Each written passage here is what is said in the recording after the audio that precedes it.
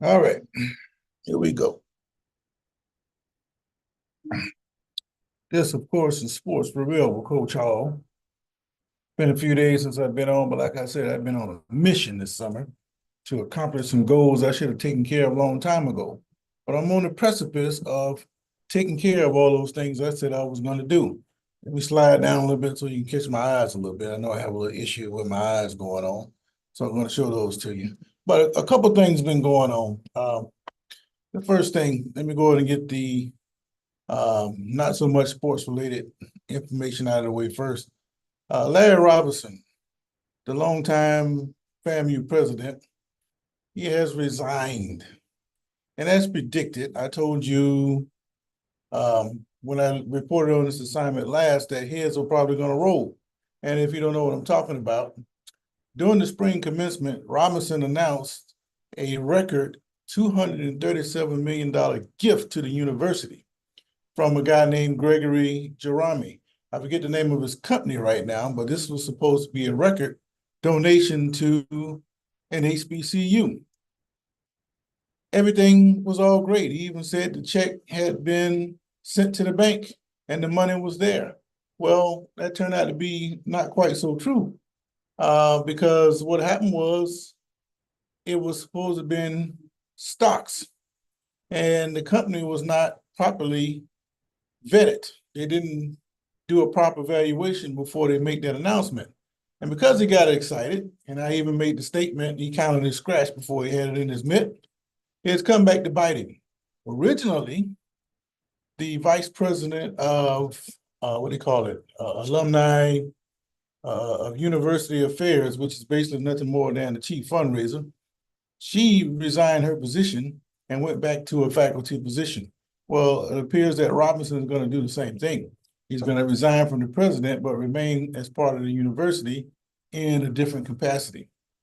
Well, if you're going to resign, you might well go and step all the way out of the way because people know what you were and what you were doing, and they know your role in this scandalous situation that has put another black eye on the institution.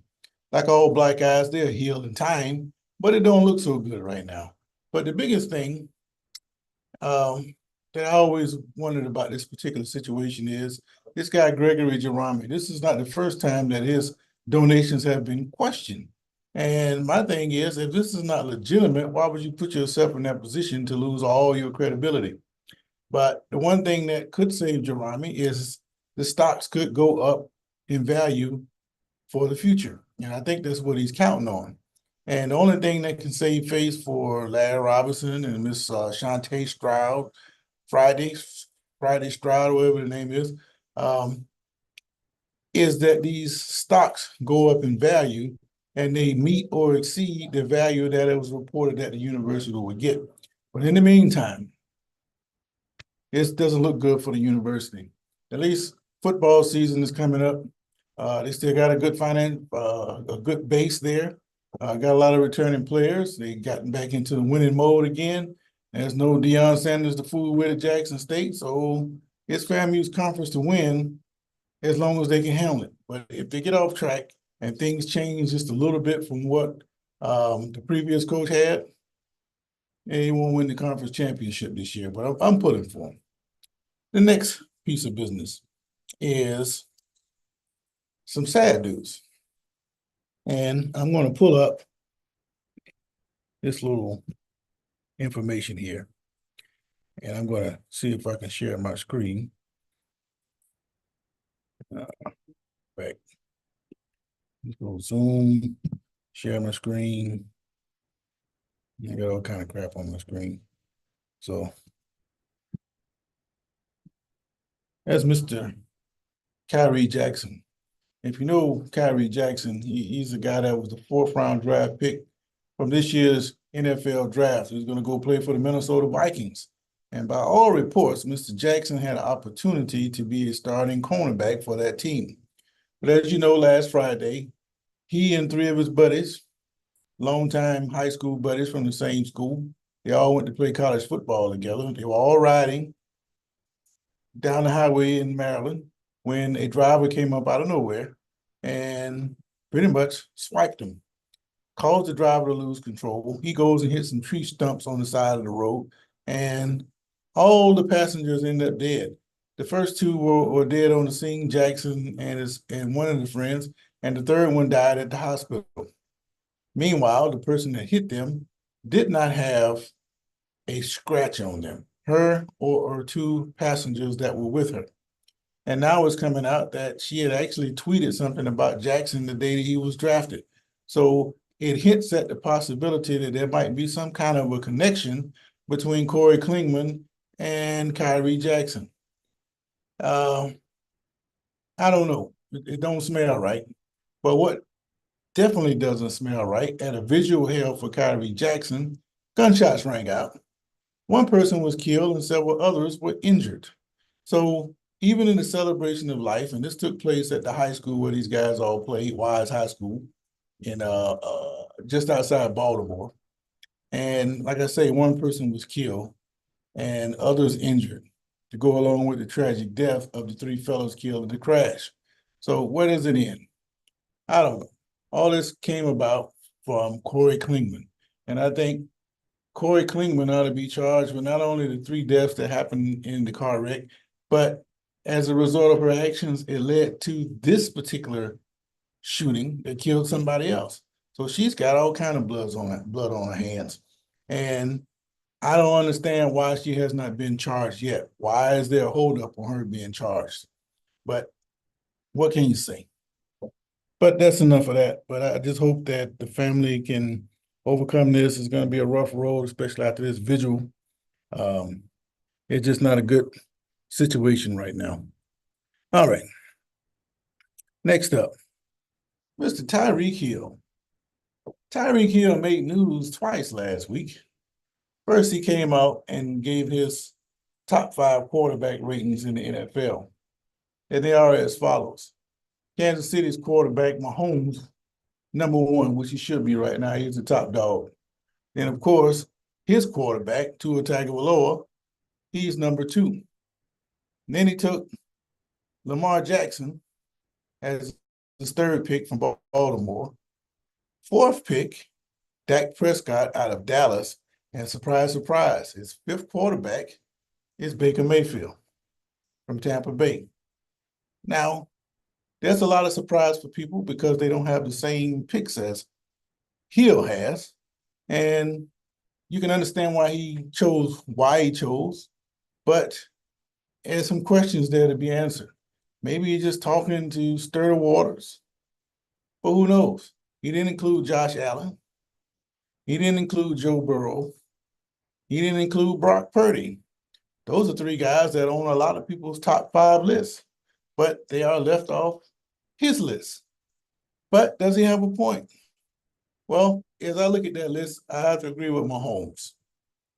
The 2nd pick, Tua, he has the potential to be a top 5, but I don't think he's there yet. Jackson, good quarterback. I don't think he's a top 5 because he hasn't shown to me that he can put it in there when it counts the most. Dak Prescott, when the chip's on the line, he just can't do it. It's kind of like he's a mirror image of Jackson in a lot of ways. And surprise, Baker Mayfield, he hasn't won anything. He's been on some bad teams, but he is improving. And that's all you can ask for from a quarterback, that you improve. He has improved from the time that he became a starter first with the Cleveland Browns. Now, can he follow up his 23 campaign with a better year? That would be the real acid test to see how much Baker Mayfield is growing. But as good as those other guys on the list, they're not moving very much in the improvement category. And if Mayfield continues to play well this year, then he will justify possibly being a top 5 quarterback. But as the other ones, they are very popular, but they need to justify their position as being possibly a top 4. Can they do it? It remains to be seen. I think some of them can do it, but then again, until I see it, I just can't believe it, man. But the other thing that Hill made news for, he got hit with another paternity suit. I think it brings his total up to like 10. I don't know if that, and I believe that includes his wife is now pregnant with a child, and I think that's going to bring him up to 10.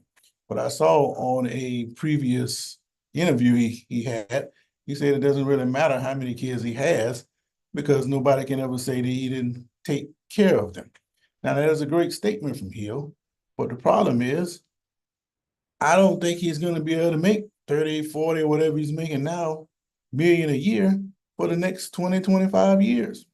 And if you keep on having babies, and I don't know how much he's paying, let's just say he's paying 10,000 a month. 10,000 out of the house here, 10,000 over there, another 40,000 over there.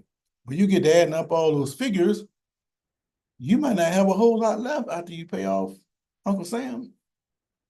So at some point, this could be a problem. Unless, of course, you got a hell of a financial advisor. If you don't have that, then there's going to be some problems down the line for you because we know you're not fixing to play another 25 years, even as great as you've been. Now, me, I'd be the first to say it. Nobody said, I think he's going to be a first ballot Hall of Famer. Nobody said that. I'm saying it right now. He's just like a Bob Hayes kind of player. You have to account for that speed. And if you can't account for it, it's going to kill you. And this guy is not just a speed guy like Hayes. I'm not saying that Hayes wasn't, but Hayes was a football player as well as Hill. So given the modern football where you can't really catch a receiver coming across the middle, there's no telling what kind of records this guy could set moving forward. As long as he has that speed, he can play. But what he needs to do is find a way to stop having all these outside kids, because I can guarantee you, even though you say you can take care of them, and I'm glad you made that statement, but at some point it's going to be a problem. But those women, you are the perfect candidate for guys. I take that back. You are the perfect candidate for these type of women. They prey on people like what this guy is doing, and they hope to come up. And you just lay on down and you accommodate. That's what you call a facet of trick culture. If you're going to be a trick, you're going to get treated like a trick.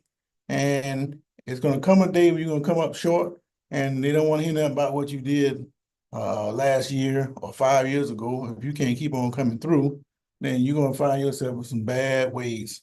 I hope it don't happen to you, but I hope you can keep on playing 25 years at another 15, 20, 30 million a year. If you can do that, hey, man, I hope you have 100.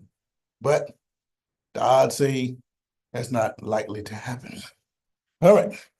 And the final thing I want to talk about today, I want to talk about the Tour de France. I know. A lot of you guys, you're not interested in watching a guy ride a bike across France, up and down the hills, coming down the hills, going at high speeds. And I get it. It can be boring if you strictly focus on some guy doing repetitive pedaling. But the Tour de France is much, much more than that. They do a great job of broadcasting an event that is very hard to broadcast.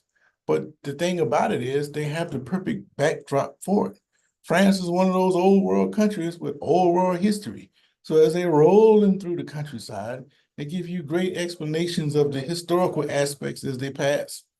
And while all this is taking place, these guys are doing an incredible job climbing up and down those mountains at high rate of speed, which is essentially one of the most dangerous sports in the world. Yeah, I know he's just riding a bike, but you ever see some of those wrecks? It's not like they're going 5, 10 miles an hour like the average guy around here might do. No, sometimes they 35. If you're coming down the mountain, you can be 45. Those guys are moving at a high rate of speed. And because of that, any kind of fall, you can get a separated shoulder at the very least a lot of times. You're going to skin yourself up. You're going to mess your hip up. And a lot of people have even been killed over the years during the Tour de France. So don't give me that. It's just the bicycle race.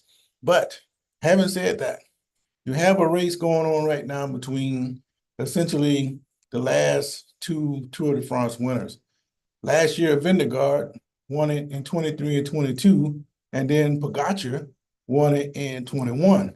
But this year, Pogacar is ahead of the class.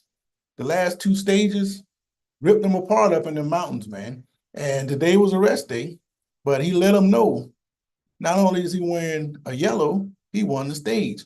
Normally, you don't get that. The yellow jersey, he's tag along with his team, and then he makes some kind of mad dash to save time at the finish line. But he hasn't had to do that. He's won his last two stages flat out, and he's letting the other guys know that unless I trip and fall, this Tour de France is over with. Again, today was a rest day, and tomorrow they're going to pick up with stage 16. They do have one more time trial left, but Sunday they're going to be rolling into Paris and expect Pogacar to get his second Tour de France in the last 4 years.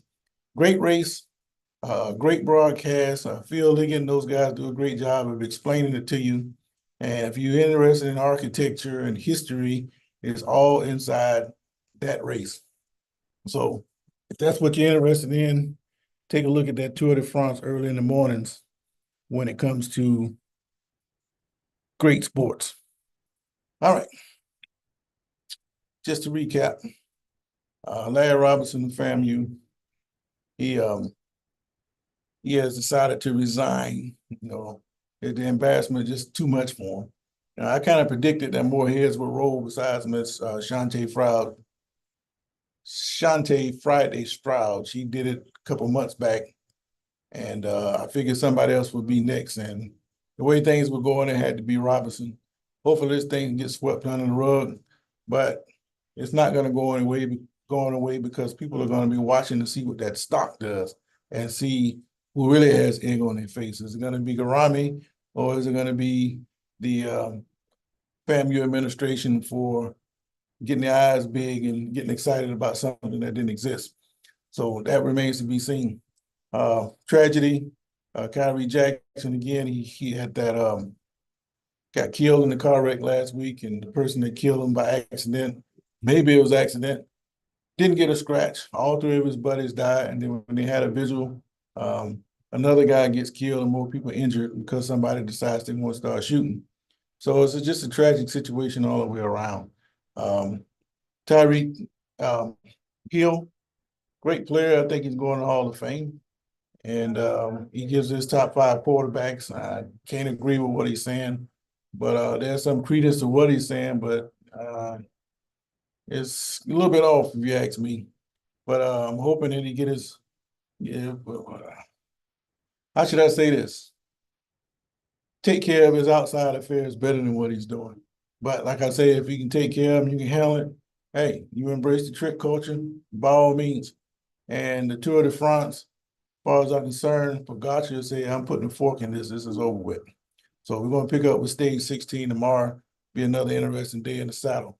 Till then, this is Sports for Real, trying out new techniques. Hopefully it came through okay.